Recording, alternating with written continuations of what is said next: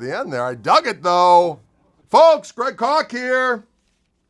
I'm in beautiful Fort Wayne, Indiana, Sweetwater. The enterprise of doom that is Sweetwater, ladies and gentlemen. And I'm here to celebrate the release, unleashing, if you will, of my new Reverend signature model, my second one. And this is the Gristle 90. I'm always getting the Gristle involved. A lot of people say, what is Gristle? Well, it's nothing really. It's just stupid talk. But years ago, I was out with some buddies, post-gig festivities at a little diner on the east side of Milwaukee. Food fight commences. Next thing you know, there's a piece of gristle from a steak hanging from a neon sign, and I was screaming, "Pound the gristle!" Well, then "Pound the gristle" ended up being a battle cry every time we took the stage or did any number of inappropriate activities. So gristle just became part of my thing. So I became Gristle Man, this, that, next thing, just foolishness. So gristle I often referred to as distortion as well. Like, if I need a little gristle, I might hit the box and get a little heat. A little bit of that distortion I'll refer to as gristle. Anyway, this particular guitar, my first iteration of the Gristle Master, which we see over here, was more of your traditional T-type guitar. Slightly larger body I wanted to go with because I'm a larger fella. I'm 6'7". Every time I grab a conventional size instrument, people are saying, "What is that, a ukulele? Is it a 3/4 size guitar?" And I say, "No, Lilliputian. I'm just being me," okay? So I thought it would be nice to have a guitar that was a little larger, just so I would silence the mutants online, giving me height shaming, okay? That's not really real. I just wanted something that looked more normal, okay? So it's not so large. It's only like 2 or 3% larger than a conventional T-style body, but that 2 or 3% gives the visual impression of more of a conducive, proportionate size to the larger individual. It's also not too large that it will fit in conventional cases and someone who's a normal sized person can pick it up and it doesn't seem like this massive device. But it's just enough, ladies and gentlemen. This raised section we thought was very, very cool. When I was designing the guitar with Joe Naylor, the principal designer at Reverend Guitars, he's like, "Let's do a raised section like that one guitar. I've got this mutant guitar at home that somebody made for me that has a raised section." So we decided to do that, which worked to our benefit in the fact that that raised section is the traditional girth, if you will, of a regular T-style instrument, so that the other part that's recessed is actually less wood, so it's kind of weight relieving in a way. There is a little bit of weight relief underneath the pick guard. There's a little chamber down there, which is good for the tone and also for mitigating the weight.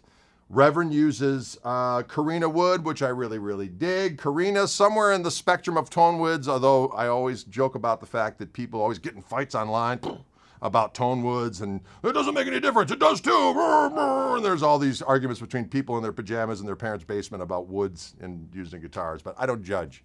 But I will say this, my experience with playing many different guitars over the years, I have a tendency to like ash bodies and maple necks because it's a brighter sounding guitar and it has a faster attack. And especially as I get older and my ears are going, I love a brighter guitar.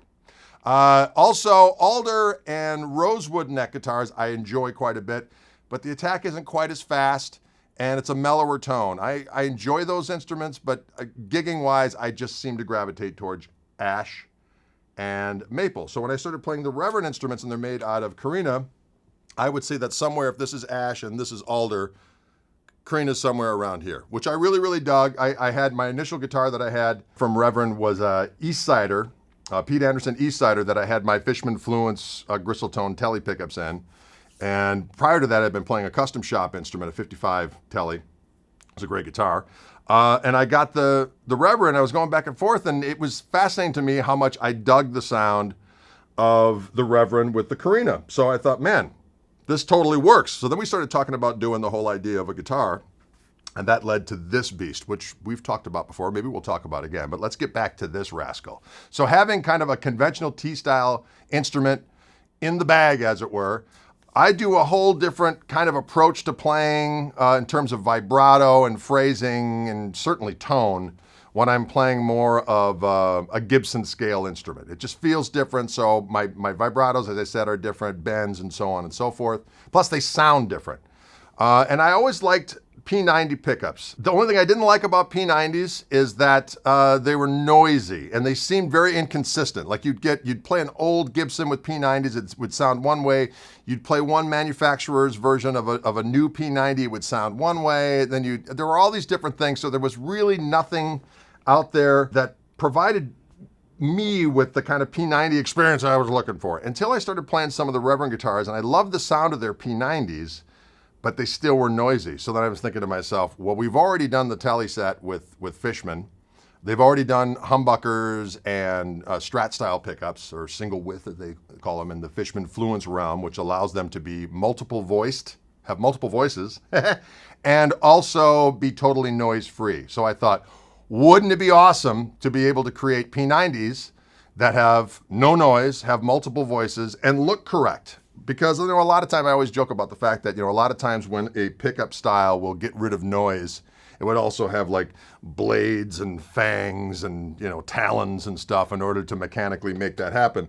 So I like the fact that the Fluence pickups can be made in a way where they look like the regular conventional style pickup, but yet they're using this cutting edge technology to have, as I said, multiple voices and get rid of the noise. So one of the things I wanted to have was, of course, just a great sounding P90, a second voice that's something a little meatier, something maybe a little overwound, and that's what this button is on this control panel. Just like on the previous Gristle Master with my Fluence pickups, there's a button that gives you from voice 1 to voice 2. Let me just demonstrate that real quick. So if I'm just on a clean sound on the bridge pickup, if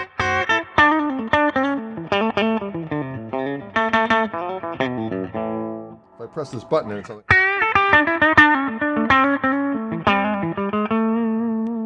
subtle.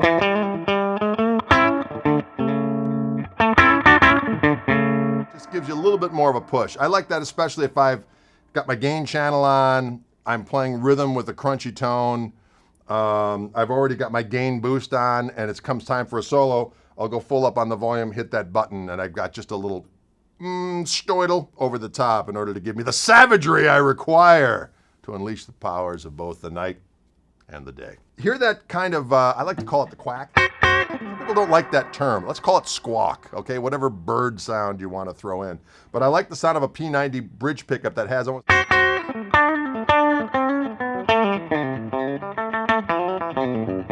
like a kind of an out of phase sound.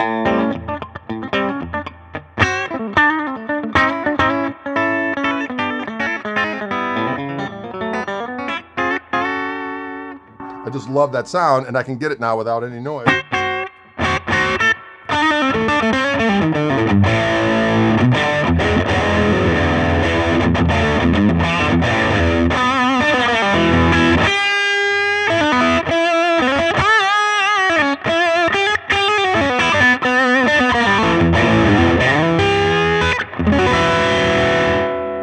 Turn down the volume on the guitar, you don't lose any highs.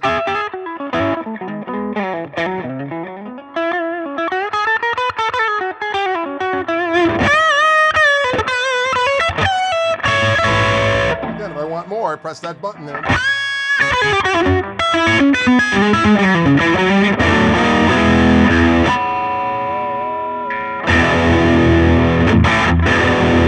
the idea. Get into rock pigdom land. One of the things I also wanted, folks, was some kind of I love the Peter Green wiring. For those of you who are unfamiliar, an out of phase sound is kind of a polarizing thing for some people. When two pickups are out of phase, it's this real nasally sound that you love to hear on records, but when you get it on your hands, you're like, I can't use this. So, but you listen to Albert King, you listen to Peter Green, you listen to stuff like, an out of phase sound. But what I like about the Peter Green wiring, so when you're in that middle position of the toggle switch on a regular two pickup style Gibson type of a layout where you have two volumes for both pickups, if you go back when you're in the middle on an out of phase, like Peter Green out of phase, you go back just a little bit on either pickup and it becomes this fatter version. So it's not totally out of phase, it's just a little askew. So it gets the out of phase sound, but it's meatier, so it's more usable. So I wanted to get that, and so we actually have a little trim pot inside this control that allows you to just roll that. It comes this way, comes the way I like it. It's rolled back a little bit, so when I go to that middle position, it's out of phase, but not totally out of phase. Okay. So if I'm on the bridge pickup and I got this, and I go over here, it's not totally night and day like a totally, like a completely out of phase sound would be. So I love this sound for like that Albert King.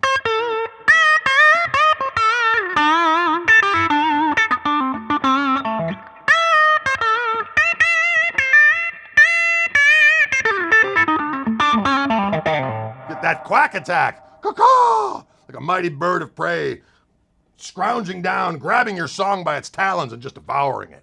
So that's the out of phase position. That is unleashed by taking the tone control and just grabbing it up and doing the do.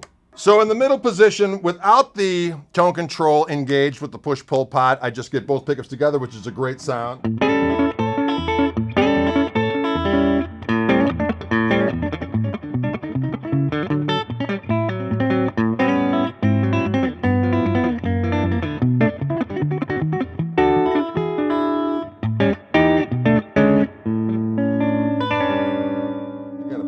Down. I don't lose any highs.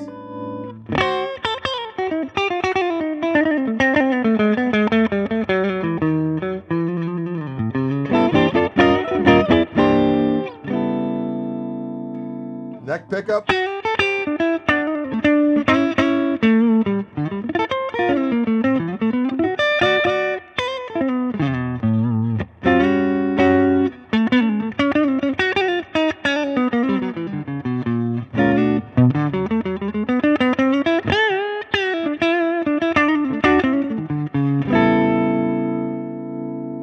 So the P90s sound fabulous. On this guitar, they're perfectly matched to it, in my opinion, what I wanted.